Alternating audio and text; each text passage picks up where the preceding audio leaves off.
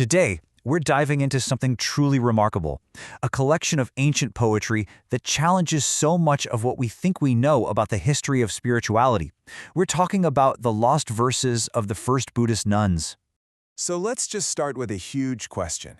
What if one of the oldest sacred texts in human history wasn't written by men? What if it was written almost from start to finish by women? What would those voices, reaching us across thousands of years, have to say?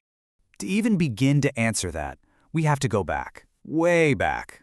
Picture it, it's around 500 BCE in ancient India. There's this incredible spiritual energy in the air, a real revolution in thinking. And at the center of it all are the teachings of the man we now call the Buddha. And right in the middle of this revolution, a collection of poems was being created, a kind of secret that's been hiding in plain sight for 2,500 years. It's called the Therigatha. So what is the Therigatha?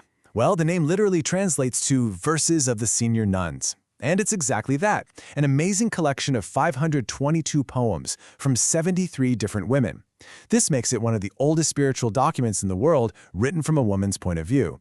And I mean, these aren't just stories about them, this is them, in their own words, talking about freedom and enlightenment. Okay, but here's where things get a little tricky. See, over the centuries, male scholars and monks added layers and layers of commentary to the text, which raises a really important question. Are we actually hearing the nuns' true voices, or are we hearing them through a filter? Well, let's just look at the very first verse of the whole collection. You can just feel the tone, can't you? It's one woman speaking to another, so gently. Sleep softly, little nun. It's this beautiful, intimate moment of support between two spiritual friends. Now, watch what happens. Fast forward more than 1,000 years. The original verse is this simple, personal moment between two women. But the later male commentary, it completely rewrites the scene. Suddenly, there's a husband who has to give his permission for her to even become a nun. And the verse itself, they say was spoken by the Buddha, not another woman. The original, female-centered story just gets absorbed. And this is exactly what the translator Bhikkhu Sujata warns us about. He says, look, you have to see the commentary for what it is. It's a later, male response to these women's words. It's not the final word on what they mean. So it's a layer we kind of have to peel back to get to the real story.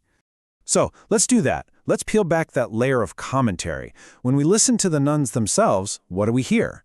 Well, one of the most powerful themes that jumps out is this incredible sense of freedom, especially freedom from domestic life. I mean, you have got to love this verse from a nun named Mutta. It's so witty, so defiant. You can just feel her relief. She's talking about being free from the three crooked things, the daily grind of the kitchen, and, yep, her humpbacked husband. It is just this raw, unapologetic celebration of being free. And you see this powerful sense of agency everywhere. Take Vimala, who was a courtesan. In her poem, she completely owns her past. She doesn't paint herself as a victim at all. She describes her old life with total clarity. She was the hunter laying a snare. She created the intricate illusion. So when she decides to change her life, that choice is all hers too. It's her journey, from start to finish. You know, these women weren't just escaping the kitchen. They were confronting some serious challenges, both out in the world and inside their own minds. These are incredible stories of defiance and resilience. So, there's this recurring character in the poems, a demon named Mara, who represents all kinds of temptation and doubt. And listen to what he says to a nun named Soma. He basically tells her that enlightenment is way too hard for a woman, with her 2-inch wisdom.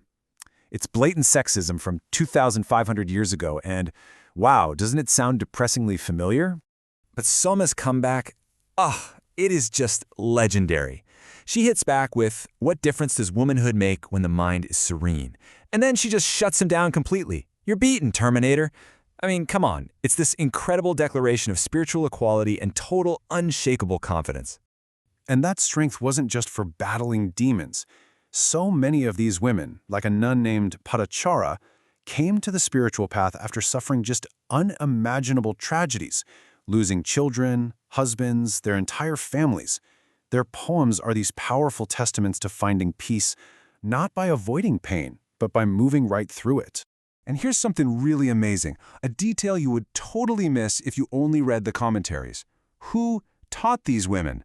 Again and again, they name other nuns as their teachers, their guides, their inspiration. Monks? almost never mentioned. What the text reveals is this vibrant, self-sufficient community of women teaching and empowering other women. So let's bring this all home. Why does a 2,500-year-old book of poetry matter to us, right here, right now? What is the real legacy of the Therigatha? Well, if you take anything away from this, it's these few things. First, this is an absolutely unparalleled record of ancient women's spiritual lives, told in their own words. Second, it's just this powerful proof of spiritual equality in female agency. Third, it's a huge reminder to always ask, who is telling this story? And finally, it's evidence of the strong female community where women were the teachers. And if there's one single line that just captures the entire spirit of this collection, it has to be Soma's again. What difference does womanhood make when the mind is serene? It's a question that just echoes through the millennia, and it's just as powerful today as it was back then.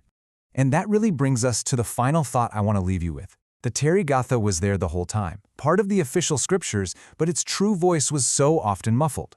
It just makes you wonder, what other histories, what other voices have been hidden in plain sight, just waiting for us to stop, peel back the layers, and really truly listen?